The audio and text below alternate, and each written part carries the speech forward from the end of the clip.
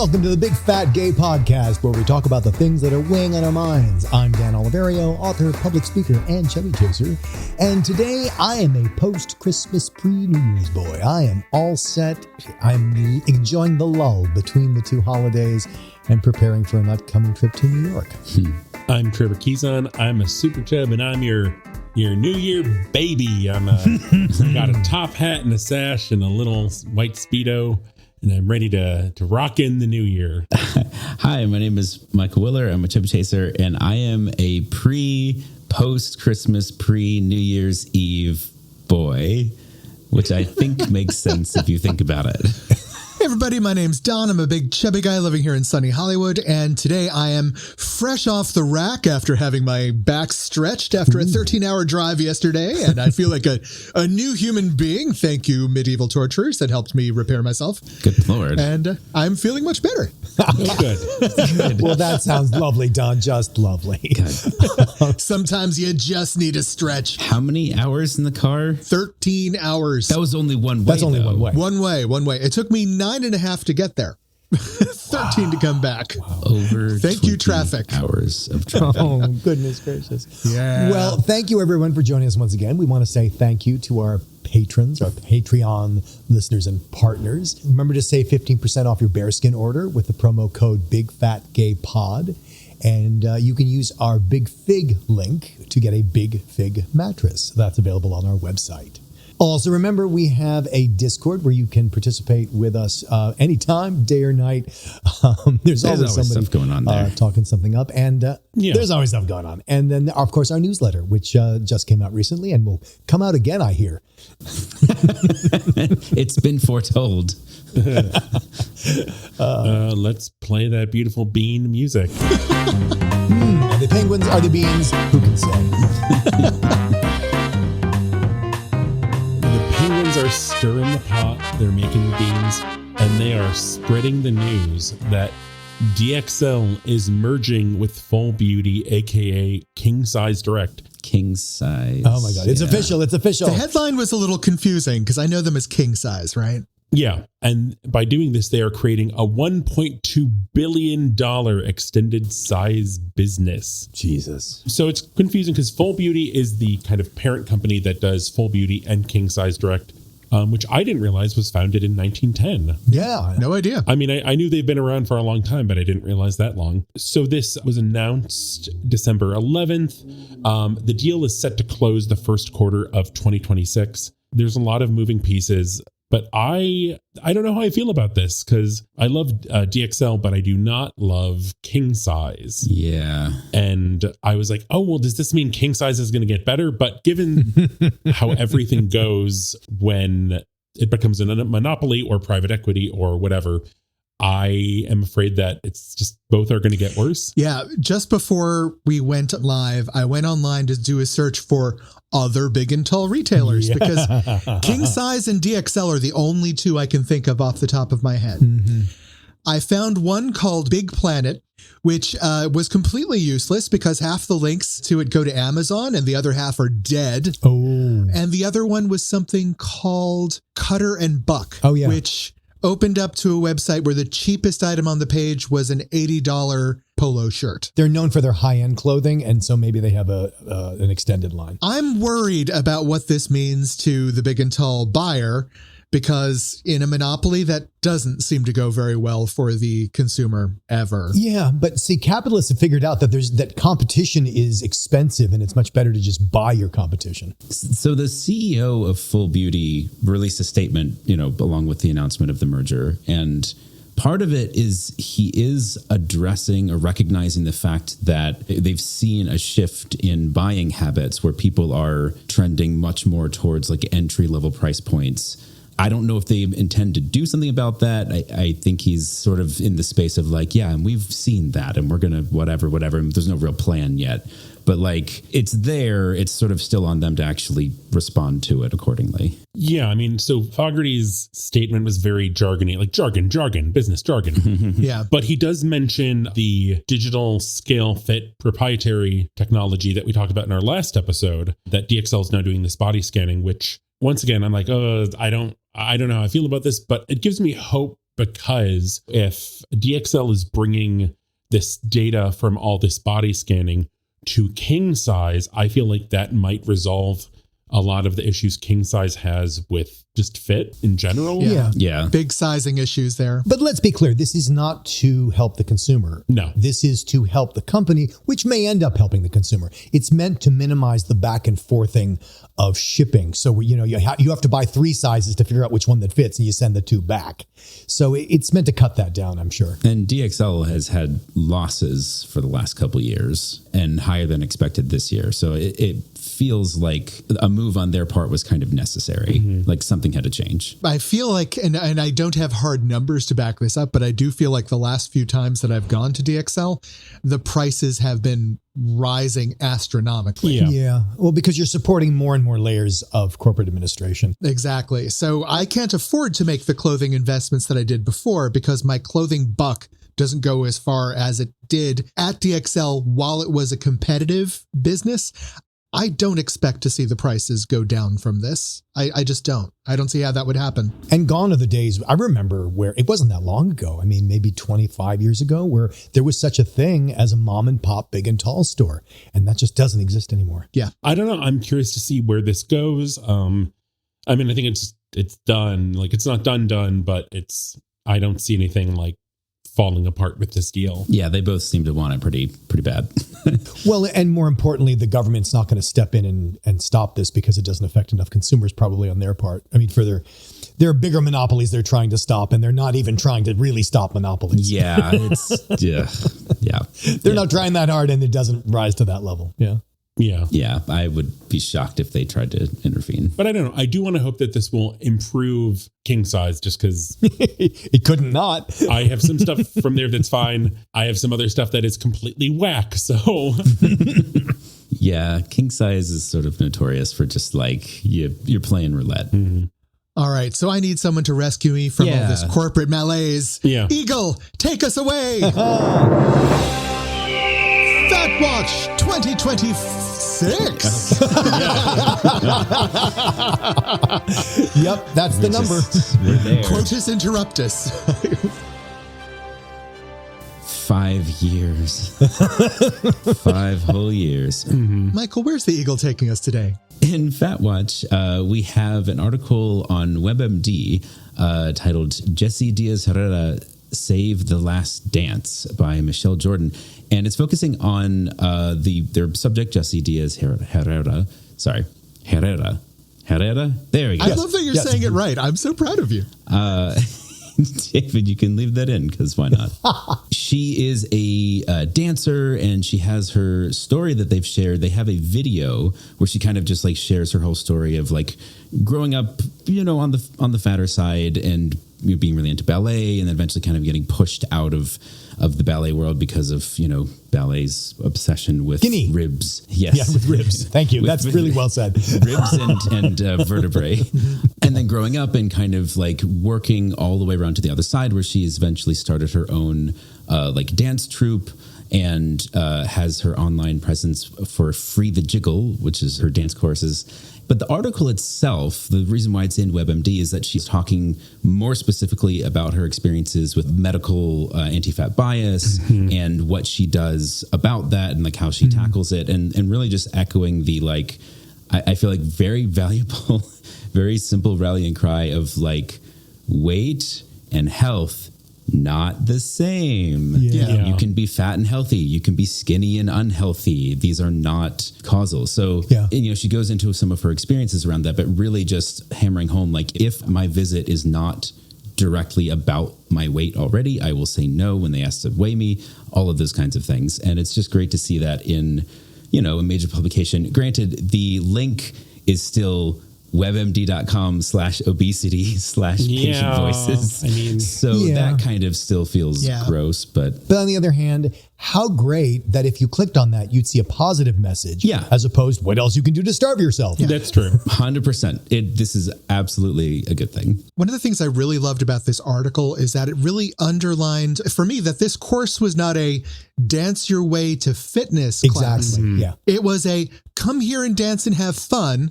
And We're going to say fuck off to anyone who tries to body shame anyone while they're here. What I have always found in my lifetime was that all of the things that are supposed to be like, fitness oriented, I felt were taken away from me as a fat person. I couldn't go to dance places without being shamed or assume that I was there as a weight loss gimmick. Yeah. I couldn't participate in sports without assuming that my goal was to lose weight and not have fun. Right. This class is the antidote for that. And the emphasis is come here and have fun, not come here and lose weight while having fun. Right. It's the goal is the activity. Yeah. That's it. And I feel like that has been so consistently taken away from me. The idea of doing something physical for the joy of it and not with the goal of weight loss, that this feels revolutionary to me. Yeah. And you see this over and over again. The idea, as Jessie herself talks about, of like, wow, you're a really good dancer. You just need to lose weight. Excuse me, why? And you'll see that at doctor's offices. Wow, you're really healthy. You just need to lose weight. Well, if I'm really healthy, why do I need to lose weight? Yeah. Well, because then it would make my job easier. I wouldn't have to look at you. Yeah, I wouldn't have to look at you. No, I've actually had people report to me. They went to their doctor and the doctor said verbatim, your health is really good except for your weight. I was like, wait a minute. Yeah. It's like your health is really good except for your hair color. Exactly. Can we correct that? Yeah, can we correct your hair color next time? I love to see this on WebMD, and actually got to this from my big fat news aggregator. WebMD published something about BMI and that BMI isn't the best measure of health. Once again, it's under the obesity section, but for WebMD to be doing this and talking about anti-fat bias and doing this in 2025 is monumental to me, just because I feel like last year we saw so much just get erased from body positivity, just anti-fat bias stuff. There was such a big swing.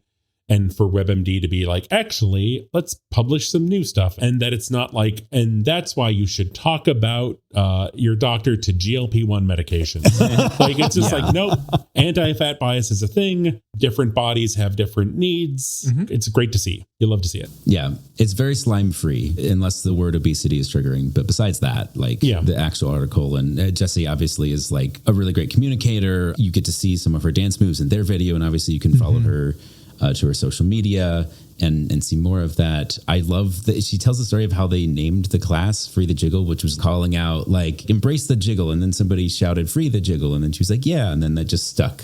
And I don't know, that feels very I would very much be into that. It's almost shocking that it's on a medically associated website. Yeah. WebMD is the quintessential true average aggregate of all medical opinions. Yeah. Where you're just going to get whatever's the most popular and whatever's the most common. They're an advertising hub selling to eyeballs who look at medical stuff. Yeah. Shall we move on to our main topic for the day? Let's do it. As we embark on 2026, there's a big tradition for New Year's resolutions, for vows, for how we shall behave in the coming year. And we're done. We're done. We don't want to do resolutions anymore. So Trevor had a brilliant idea of creating sort of a vision board for 2026. Yeah. So each of us thought we would bring a quote, an image, something, an article, a song, a mascot, something to lead the way into 2026 and to help us fixate on something wonderful and beautiful that we can try and manifest for the coming year. So I am looking forward to hearing what everybody brought. Ooh. Well, I can go first. Yeah. Dan, lead us off. So I've been watching this strange little show that I guess must have come out during pandemic because it's on Netflix. It says 2020. And it's a show featuring Jason Segel, who you might know from How I Met Your Mother. Oh, yeah. It's a little show called Dispatches from Elsewhere. Exactly. Never heard of it. It is quite delightful. It is very quirky. It is sort of organized in the manner of a scavenger hunt, meaning that they're all sort of willing but yet suspicious participants in a game that takes place out in the world, and there are clues hiding in plain sight. But there is a wonderful motto, a watch cry, if you will, that is sort of what they are seeking. And they're also puzzling, what does this mean? Because what they're seeking, that they're confused about, is this thing called divine nonchalance. And I love the sound of that. And it's gone into a little bit in the show. And I think for 2026, I shall pursue divine nonchalance. So how does that look? What does that How does that look? So divine nonchalance is the absolute grounding in oneself, that it doesn't matter how you appear to other people. It is the confidence of you in your own ground of being, your own you-ness. And that you put forth no effort in maintaining this, and without respect to show or pretense. I love that. Yeah. I think we could all channel a little bit of that. That is shockingly similar to mine. What's yours, Michael?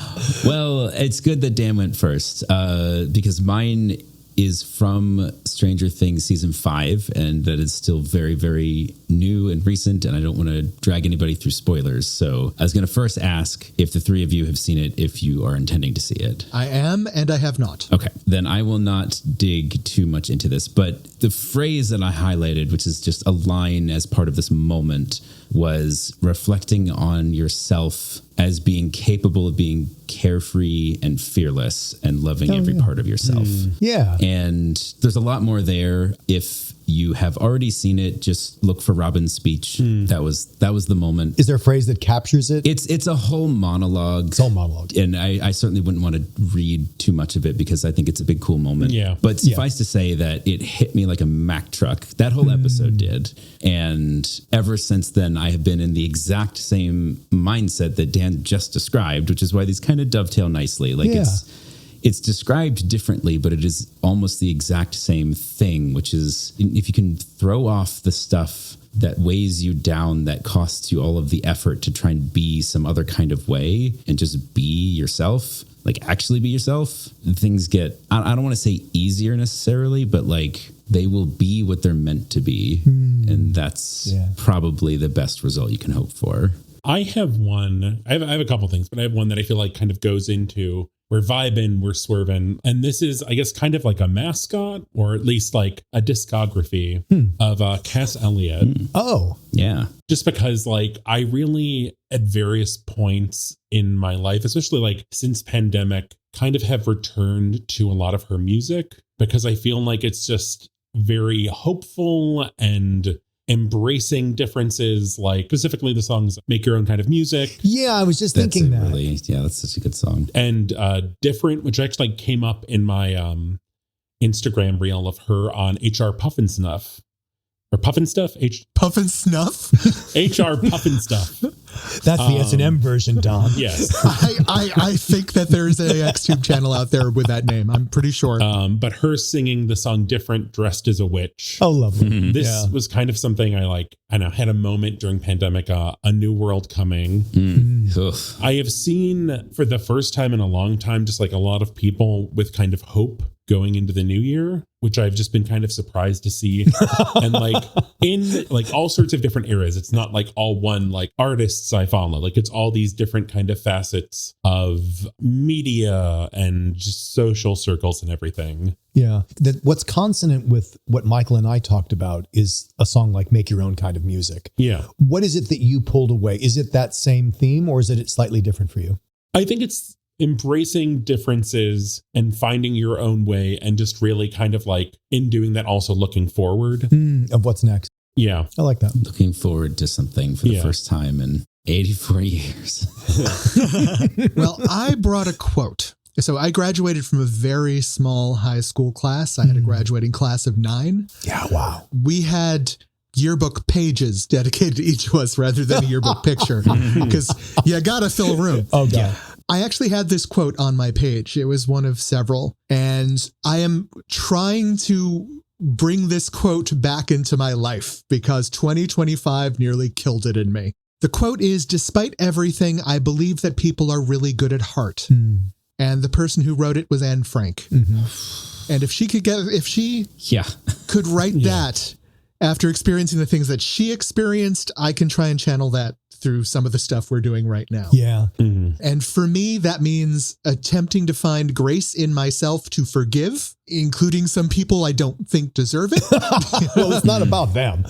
It's not about them. That's a really good point. Yeah. And I know that 2025 was rough. I'm expecting 2026 to be rougher, but I think that 2027 may have some potential if Anne Frank's words can find some purchase in our hearts in the coming year. Yeah. I have had a mantra for the last decade or so. I'm done with. I'm throwing it out and I'm replacing it with something slightly better. Wow. Or at least neutral, which I've had this kind of sort of rallying cry of like, people are terrible or people are stupid or some version of that. Yeah. Just because like you get proven right a lot. Yeah. Well, and you enter a post-Trump presidency world and it's hard to have a lot of faith in people just generally. Yeah. And I've really noticed how that kind of bitterness is seeped into my existence. And so I'm taking a smaller step than Don is taking, but I'm changing it to people are people. It is already helping me just contextualize things that frustrate me. Yeah. You know, I don't necessarily react any differently to hearing horrible things, but it is less damning for my own psyche to handle it that way. I love that. It reminds me of something that a friend of mine once said, which was, you're someone else's villain. Yeah. Of all of the people I've known, and I guess I've known an inordinate number of fat people, but I have yet to have a very close fat friend who did not at some point say that they have a nemesis. Yes. By the way, see my book I actually talk about that in my book. See my book for details. Maybe Don is the exception because he looks very confused. I'm wondering who you think my nemesis is. No, it's that. Don't say it now. Don't spill it. See, the thing is, you have no idea who it is. That means they're looking for me. Exactly. I'm scared. Well, no, because it's just like you exist. You occupy a space in their mind that doesn't exist in your reality because it's their life. You're living rent free in their head. I can accept that. Yeah. Do we have any more elements for the vision board? I have a mantra. If you're in Illinois, you have a mantra. Yeah. Oh my God. The other night I was sending some voice notes to a friend and my Chicago accent was coming out so hard. So I hard. heard the message back. I'm like, I am channeling Chicago tonight. No, this is something that came up during Christmas, and it actually kind of then inspired another conversation with Dan. So my mom gave me, as one of my gifts, some beautiful tapered dinner candles. And I had this moment of like, I need to save these. These are so beautiful and they're so special. And then that moment reminded me of growing up. My mom had these vegetable candles. They were shaped like vegetables and painted, and they were very beautiful. And they came out every Thanksgiving just as decoration. And during lockdown, we were on a family Zoom call, and my mom said, like, just in a very grim way, like, I think I'm going to light the candles. But the way she said it was like with so little hope. And she was just kind of like looking off into the distance. Oh. And I was like, I think you should use the candles, but like, this might not be it. Like this framework that you have just set up of like, it's the end of days and I'm lighting the vegetable candles. And when they burn out, I'm going to kill myself or something. Like it was, and I was like, you should use the candles, but I'm like, maybe not now. Like this, like, yes, use the candles. So my mantra is use the candles. Use the candles. So many people have so many either beautiful things or something they want to wear, but like, it's for a special occasion. And like, I think 2026, I do think there's a better world coming. I think it's going to be a hard year, but use your candles, wear the dress, use the china, make the soup. Yeah. There are certain things that we tend to covet because they are necessarily consumable, like a candle. You use a candle, you have less candle, or a bottle of scotch. There's this idea of scarcity, or it only comes around once, or I've only got so many uses out of that china or that silverware. It's the good china, and we put these off to these special days, and like you wait long enough, that special day is going to be your funeral. So use them. I have a sort of a weird dovetail with that. It's something that I kind of came upon in the last few months, maybe 6 months or so, where the behavior of like, this thing that I could do, I'm not going to do until the circumstances are right or until such and such time that it feels like that for me is very much perfectionist behavior in terms of things that I work on or things that I like, that I enjoy doing. And then I hit a point where it's like, if it can't happen in the ideal way, then I just delay, and I never do it. And oftentimes that comes through in like creative projects I'm working on, if I don't have the perfect environment, or if I'm not in the perfect headspace, or if I'm not, whatever, comfortable. I just keep kicking the can down the road, thinking that, well, eventually it'll be right, and then I'll do it. And then I sort of hit a wall at some point. And I was like, perfect ain't worth it. Yeah. Perfect being the enemy of the good. Yeah. Perfect. I mean, obviously doesn't exist, but even just the idea that you can do something quote unquote more perfectly than what it must be if you tried it now. No, just do it now. Just do it now. So I don't diet much anymore, but back in the dieting days, I remember what always would happen would be like, oh, I've been so good for 3 or 4 days, then I have 1 spoonful of ice cream. Oh, well, I fucked it up. I have not been perfect. Today's a cheat day. Oh, well, it's gone, right? I think most fat guys have been through that style of thinking, and it's so hard to come out the other side of it. So, I think an even more common mode of thinking is, well, I'll do that when I lose weight. Yeah. I'll buy that when I lose weight. Oh, yeah. I'm not going to buy it, even though I like it, because of the size I'd have to buy it in. Just do it fat. It's funny, whenever if I go to Instagram on my computer, the link that automatically loads for me is that video by RV Mendoza. Yeah. Where it's literally his video of just do it fat. Whatever it is that you're waiting to do and you think you can do it better when you're skinny, just do it fat. Yeah. Do it now. Just do it because you want to do it. Yeah. I wanted to bring something. I don't know how appropriate this is, but I was reminded of this by the Portland Frog.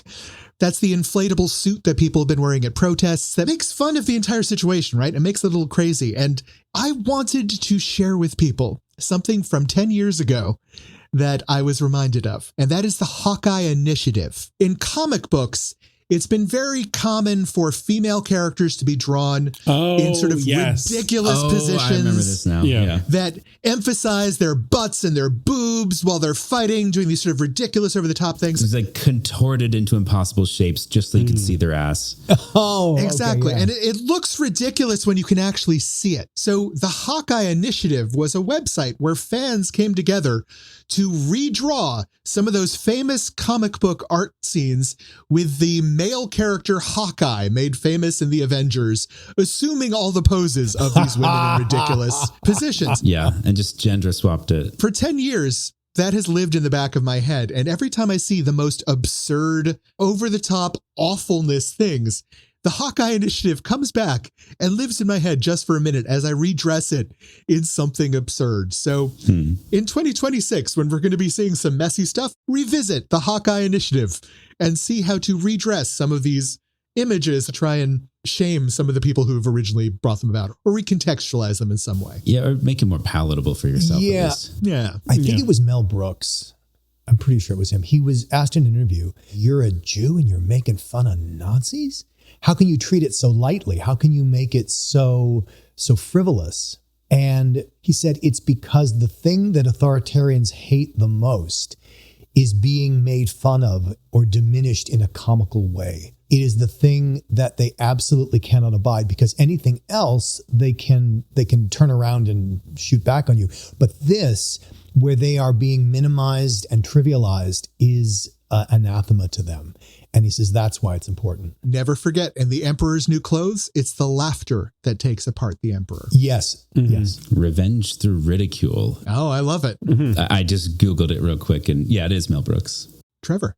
I was trying to find an image of this because I've seen a lot of art of it, but because to me, it just kind of represents the kind of like community vibes I want in 2026, and I couldn't quite find it, but I've seen a lot of art online in my algorithm of like woodland creatures coming together in the forest, either like around a tree stump or like in the burrows and their like little underground houses, gathering and like sharing like vegetable stew. And just like, I want to be woodland creatures. And I think community and gathering is going to be really important. And I think has become more important, now more than ever. Because I think really, we started this podcast in 2020 and we lost so much community, and community hasn't really been the same since then. Yeah. Just because of like lockdown and pandemic. And I just feel like everything has been crazier since then. And just, we have been navigating a new world. I think there's a lot of people that don't recognize that. And I think that's kind of why we are where we are. But I think just really getting back to community and finding ways to be together, because I think that is a lot of the opposition we are facing is dividing and conquering and making people fear each other. Mm-hmm. And we just got to come together and stand together and be little woodland creatures, each bringing a little vegetable for the pot. I'm going to be a gopher. Mm-hmm. I really love too that, this rise of community is also coinciding with the demise of social media. Yes. Like people no longer see social media. People no longer see social media as a community. They see it as a tool of oppression. Yeah. Yeah. Oh, I am so with you on that. I've been ready for that to happen. I feel like we're on the cusp of it. Australia is trying to ban social media for those under 16. Oh, thank God. No, they actually have banned for children I under imagine 16. the lawsuits are fast and furious. No, it just went into effect a couple days ago. Yeah. Did it really? And that's one of the things I'm looking forward to for 2026 is seeing, Australia is going to be a big test room. It will. What does this do? And I'm anticipating good things. So I'm hoping that's the case. Well, it'll be amazing. I'm not saying it's even going to work. It'll just be amazing to see what happens, as you say, Don. Yep. Yeah. And just seeing that shift in mentality is already a big step. I have one to contribute that's sort of a total shift, but it's a playlist, but it's not a playlist of music. It's a playlist of short videos that the sort of pickup soccer club that I play for has been posting.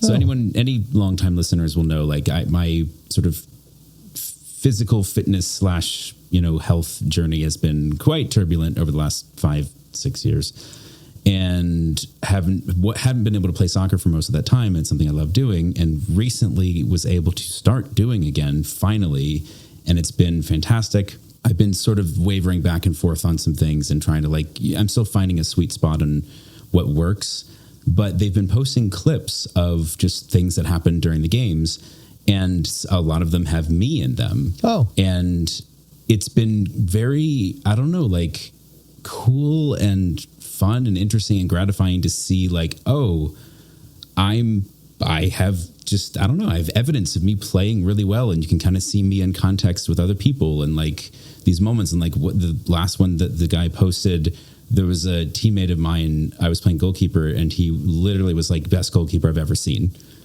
And there's just these moments of positivity that are, my memory historically has been quite terrible. And so to have a concrete thing that exists that I can go back and watch, that record of what is really, positive. And I get to share it with people and say hey, look at me. I was, played the other day and I had this cool moment. Oh.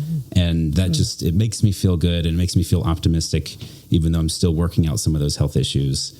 And I think that goes on the vision board. Yay. Do we have a tip for the day? Listeners, if you have something you want to contribute to our vision board, let us know. Send us a voice note, send us a picture, send us a link. Yeah. And that would be fun if we get enough to kind of share them as we go into this year together. Social media, emails on the website. Yeah. Discord. You know where to find us. For the bit today, I thought we would take a look forward at the year 2026 and cover some of the events that we can look forward to this year. I'm actually going to close it off with just something I came across while doing research for the bit. Just a beautiful little story that should just take a sec. First off, 2026 is going to be a big year. As we've already covered, Australia's stopped doing social media for kids. We're going to start seeing some of the results on that and how people feel about it. The George Lucas Museum of the Narrative Arts will open in LA, which I have a feeling that at least several people from the podcast will be there with bells on for the opening day. Just so people know, outside of Los Angeles, it is supposedly enormous. It's huge. An enormous undertaking. It's going to make Disneyland look like a street corner carnival. And it looks like a spaceship. It looks like a spaceship in downtown LA immense. With gardens on it. It's amazing. Oh man, I want to go there. So what are some other things we can look forward to? Gentlemen, I have come up with a list, and I'm going to give you 4 clues for each item on this list. Each of you will get one guess. When you think you know what I'm talking about, buzz in. The category for our first one is world events. 1. Our Fat Watch Eagle has already RSVP'd that he will be in attendance. 2. So many fireworks. So many fireworks. Buzz? Trevor? America's 250th birthday. You are correct, sir. Yeah. It's a lot of The candles. 250th anniversary of the United States is going to be coming up on July 4th this year. We're planning a week-long series of celebrations. We're going to burn the in Constitution. Washington, D.C. Yay. They're planning one hell of a party. So maybe there'll be something worth looking at in DC. All right. Category: an anticipated product. 1. Even though we've waited 13 years for this, Dan will still have no idea what we're talking about. I feel like I should know what this is. 2. Shocking moms since 1997. Oh, GTA Buzz, GTA 6. GTA 6 is finally releasing after 13 years and multiple re-release dates. What's GTA 6? It is the potential for this bit not to age well is massive. I thought it wasn't coming out this year. I thought it was pushed to 2027. They pushed it to November of this year, but It's who not knows coming if they'll out. push it again. It is not. Currently, the release date is November 19th for Grand Theft Auto 6. Thank you. One of the most famous video game brands in existence. Yeah. And probably flagged as the most offensive for many people in mainstream gaming. All right. For our next question, the category is celestial bodies. 1. All Europeans and tourists will enjoy it, but the rest of us will have to watch on TV. 2. Bonnie Tyler sang about it in 1983, but this time her love life has nothing to do with it. 3. While you may not feel it, the Earth will have moved. Buzz? Trevor? A total eclipse of the sun? That is correct. 2026 will see the first total solar eclipse in Europe for over 20 years. Wow. It has been quite some time. So there's actually some excitement about it, and some tourism events are going to be planned across. I believe it's Portugal, northern Spain, and Greenland are going to be getting the main dose of it. But you're going to be able to see it from across Europe. And remember, listeners, look directly at it. Our president says, always look at the sun. Jesus Christ. All right. And our final question for big events of 2026, category again, is world events. 1.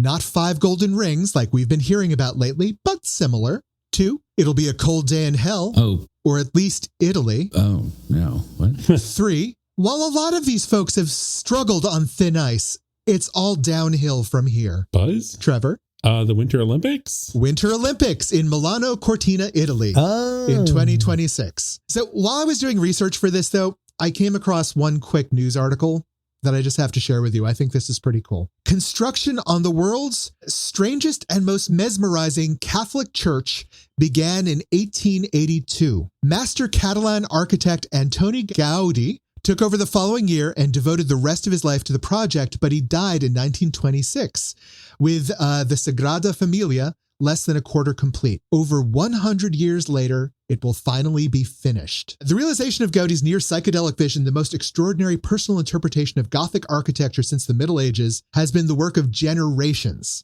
In October, Sagrada Familia became the world's tallest church when a part of its central tower was lifted into place, reaching 535 feet. Another 30 feet, and it will be done. This is literally a project of generations finally being completed. And if you have the chance to look up this church, This thing looks insane. Oh, yeah. it is amazing to see. Oh, it is possibly the biggest tourist attraction in Spain. I would love to see it in person. That's just stunning. Go and make your 3 wishes. Trevor, if one of our listeners has spent 100-something years building a church and they would like to tell us about it, where can they do that? Well, we're on Blue Sky and Instagram as at Big Fat Gay Pod. We're on Facebook as the Big Fat Gay Podcast. Leave us 5 stars there. Leave us 5 stars and a review on your preferred podcast platform. Support us on Patreon at patreon.com/BigFatGayPod.